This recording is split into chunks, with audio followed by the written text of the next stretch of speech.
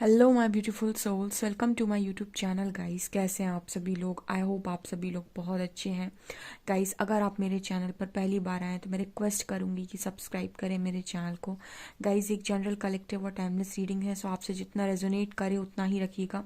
और ये reading married unmarried male female सभी जोडियक साइंस के लिए भी है। ओके, तो स्टार्ट करते हैं। हम आपकी रीडिंग को देखने की कोशिश करते हैं आपके पार्टनर की करेंट एनर्जीज आपको लेकर क्या है।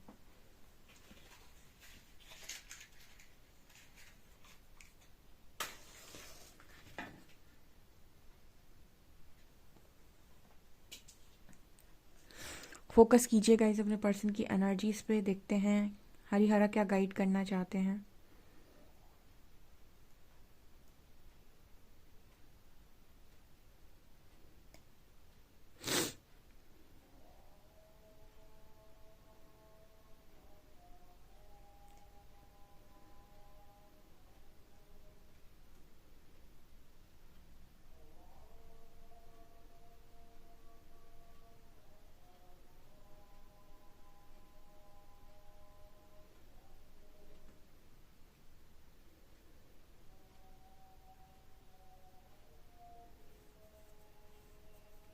अब दोनों की एनर्जी है इस पर्सन को ना, अपनी एनर्जी में भी और मतलब इस पर्सन की एनर्जी में और आपकी भी एनर्जी, दोनों की एनर्जी में एक चीज़ नज़र आ रही है गाइस, झुकाव।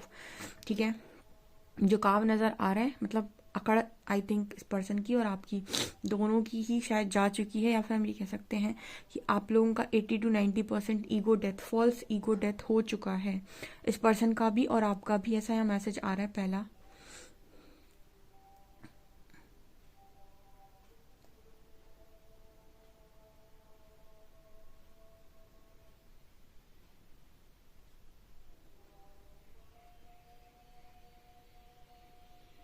ये पर्सन कहीं ना कहीं आपसे कुछ ऐसा चाह रहे हैं। ठीक है, फॉल्स ईगो तो डेथ हो चुकी है इस पर्सन की, फॉल्स ईगो की डेथ। बट यहाँ पर ये पर्सन ऐसा चाह रहे हैं कि आप अपना जो नज़रिया इस पर्सन को देखने का आप चेंज करें।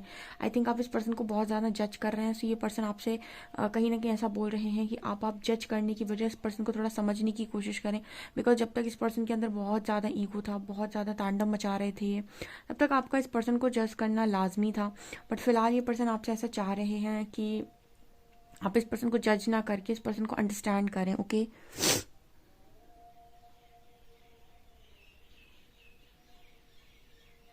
यहाँ पर आपके पास कप ऑफ लव का ऑफर आ सकता है।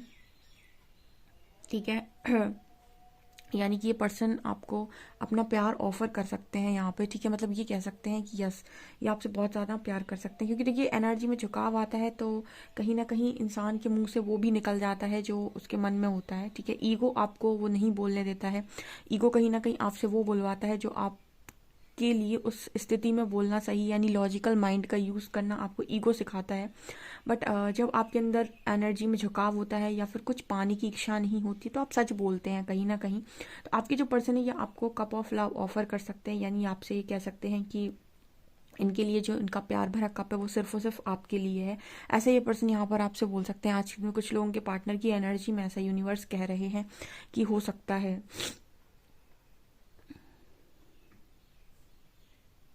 कहीं ना कहीं अगर कोई फॉल्स ईगो आपके अंदर से भी खत्म हो रहा है तो वो आपके पार्टनर के अंदर से भी ऑटोमेटिक खत्म हो जाएगा। मतलब फॉल्स ईगो बेसिकली और कुछ नहीं, मैं है कि मैं कुछ हूँ। ठीक है, जहाँ पर ये एनर्जी खत्म होती है वहाँ सामने वाला उसको रिफ्लेक्ट करना भी बंद कर देता है। तो आपके अंदर से भी जा रहा है गाइस। ठीक है, ऐसा नहीं है कि आपके अंदर था नहीं, बस ये था कि आप एक्शंस में दिखा नहीं रहे थे, आपके पार्टनर दिखा पा रहे थे। तो फॉल्स ईगो आपके अंदर भी बहुत था।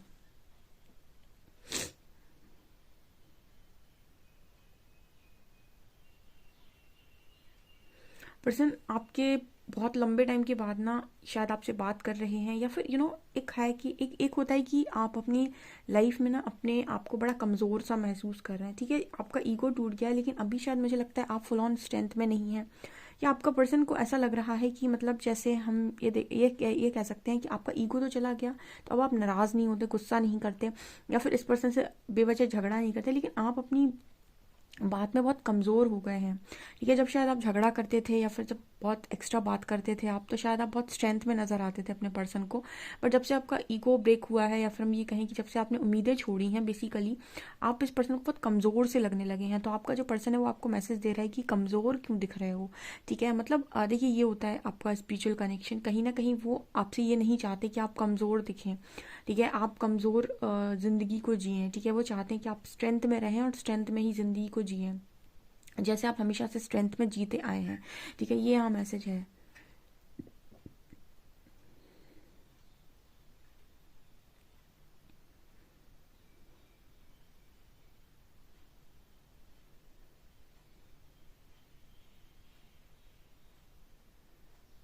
यहाँ पर 21 नंबर है, यहाँ पर 21 नंबर है।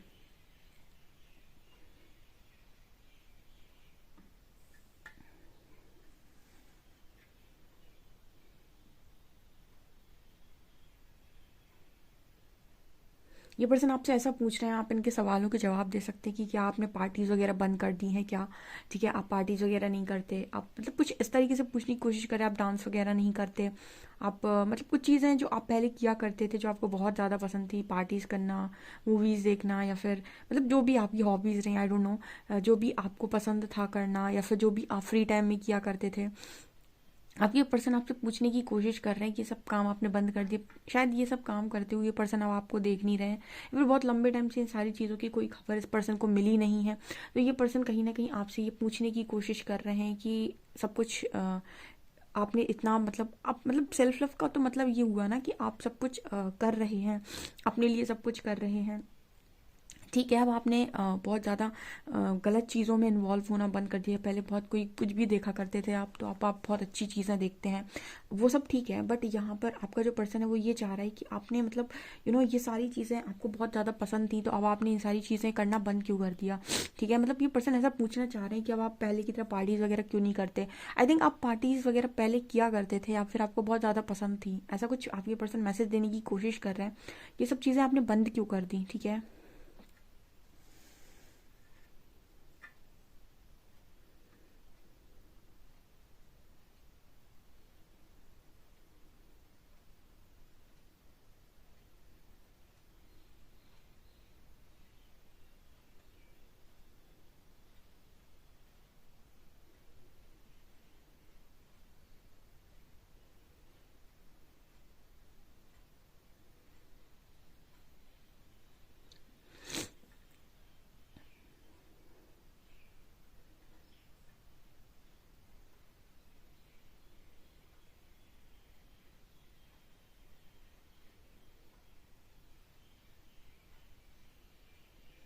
ये पर्सन ऐसा मानते हैं कि आप दोनों अनंत ऊर्जा के वो हैं, ऐसे पर्सन सोच रहे हैं कि आप दोनों मतलब आप दोनों के अंदर जो लव है वो एक दूसरे को लेकर बहुत अनकंडीशनल है। मतलब आप दोनों एक दूसरे से कितना भी लड़ते झगड़ते रहें, ठीक है, वो एक बात अलग है। लेकिन जब भी आप दोनों एक दूसरे को उदास देखते हैं ना, आपके मुंह से कभी भी ये नहीं निकलता होगा, आपके पर्सन के मुंह से कभी ये भी नहीं निकलता कि आप दुखी रहें, या आप वो कभी नहीं कहते कि आप दुखी रहें, ठीक है। मतलब ये हम बता देते हैं कि आप दोनों एक दूसरे से गुस्सा रह सकते हैं, आप दोनों एक दूसरे को बहुत कुछ बोल भी सकते हैं, ठीक है, आपको गुस्सा भी आ सकता है।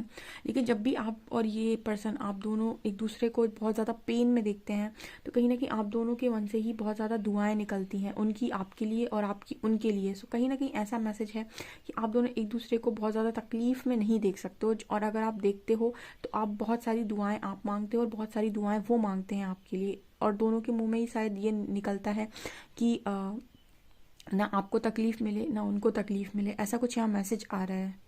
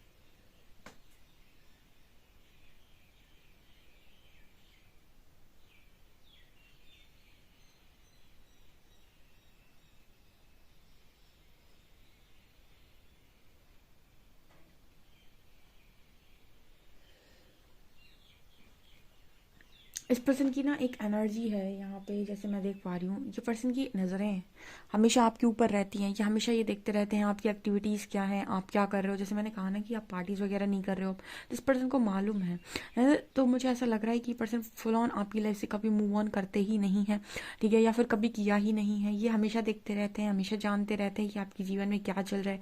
इस पर्सन की नज़रें हमेशा आपके ऊपर रहती हैं, ठीक है। मतलब कहीं ना कहीं आप ये कह सकते हैं कि कुछ कनेक्शंस ऐसे होते हैं जिस कनेक्शंस में आप ये कह सकते हैं, कनेक्शंस नहीं बोलेंगे, या फिर हम ये बोल सकते हैं कुछ रिश्ते ही हम मतलब ये कहते हैं कि वो कुछ इस तरीके के होते हैं कि ना वो अगर आप अपना नहीं पा रहे हैं तो कहीं ना कहीं आपको कोई फियर है, ठीक है। अदरवाइज वो छोड़ने लायक रिश्ते होते नहीं हैं, तो आप उनसे कभी दूर भी नहीं जा सकते हैं, ठीक है।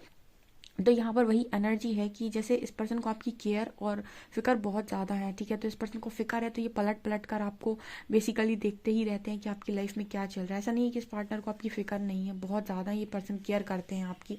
बट कहीं ना कहीं इस पर्सन की केयर आप देख नहीं पाए शायद रियलिटी में, क्योंकि शायद इस पर्सन ने दिखाई नहीं। मैं तो कहूँगी कि अगर कोई सच में केयर करता है तो यूनिवर्स को रियल फेसेस दिखाने चाहिए इंसान के।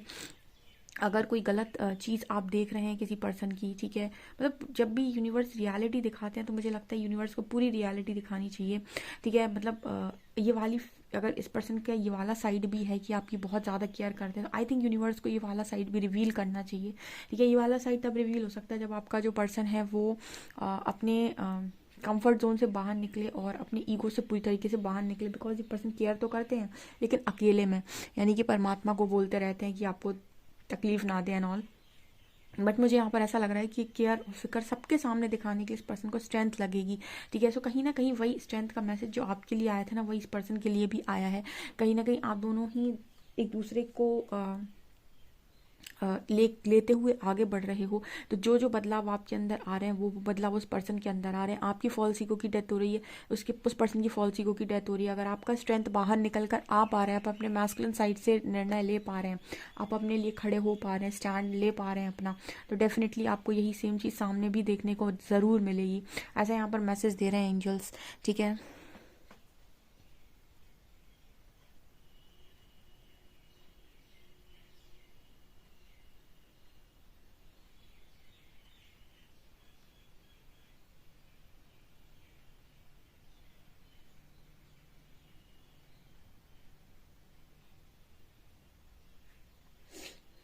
चलिए गाइस, देखने की कोशिश करते हैं आपके पर्सन और क्या सोच रहे हैं कार्ड्स से।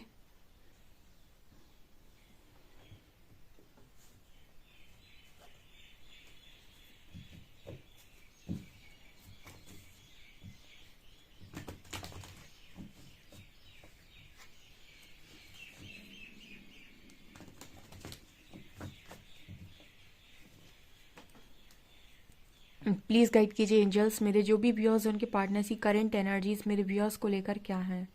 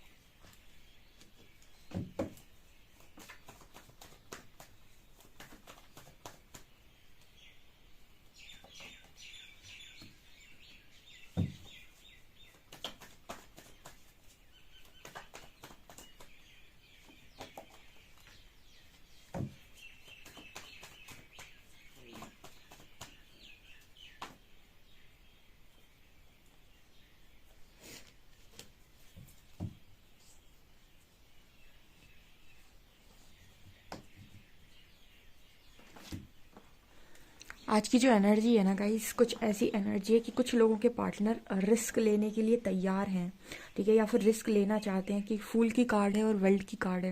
कुछ लोगों के पर्सन कार्मिक साइकिल को ब्रेक करके रिस्क लेना चाहते हैं। अब सवाल आता है कि मैम क्या हम कार्मिक साइकिल को ब्रेक कर सकते हैं। ऑफकोर्स अगर आप ये समझ गए कि कर्मा होता क्या है तो आप ब्रेक कर सकते हैं। बहुत सारे लोगों को ऐसा लगता है कि मैम कर्मा आता कहाँ से है, ठीक है। जैसे मान लीजिए हम कर्मा में फंसते कैसे हैं, ठीक है। अब आप ये देखिए कि अगर आपका आपकी इंद्रियों पर नियंत्रण नहीं है, आपके अंदर काम, क्रोध, मोह, लोभ, लालच, इस तरीके की अहंकार, इस तरह की चीज़ें हैं, जब ये सारी चीज़ें आपके अंदर बहुत ज़्यादा होती हैं तो यही सारी चीज़ें तो आपकी लाइफ में कर्मा को निमंत्रण देती हैं। डर, ठीक है, काम, क्रोध, मोह, लोभ, लालच, अहंकार, ठीक है, ये सारी चीज़ें आपकी लाइफ में आपके अंदर मौजूद हैं। और क्योंकि आपके अंदर मौजूद हैं, ये इन्हीं से कर्म आपकी लाइफ में अट्रैक्ट होता है। अब कोई व्यक्ति इन 16 के 16 विकारों पर काम कर ले अपना, और इन सारी चीज़ों से मुक्त हो जाए, अपने इंद्रियों पर अपना नियंत्रण कर ले, मन को वशीभूत कर ले, मतलब वो कहते हैं ना मन को वश में करना, तो ऐसे व्यक्ति कर्मा में फंसेगा ही नहीं, ठीक है। क्योंकि कोई भी सिचुएशन उसकी लाइफ में जब आ रही होगी तो उसको उस सिचुएशन में ना वो डिज़ायर में है, ना वो उस सिचुएशन में बहुत ज़्यादा डर में है, ठीक है, ना ही वो इस सिचुएशन में बहुत ज़्यादा दुख में है, पीड़ा में है।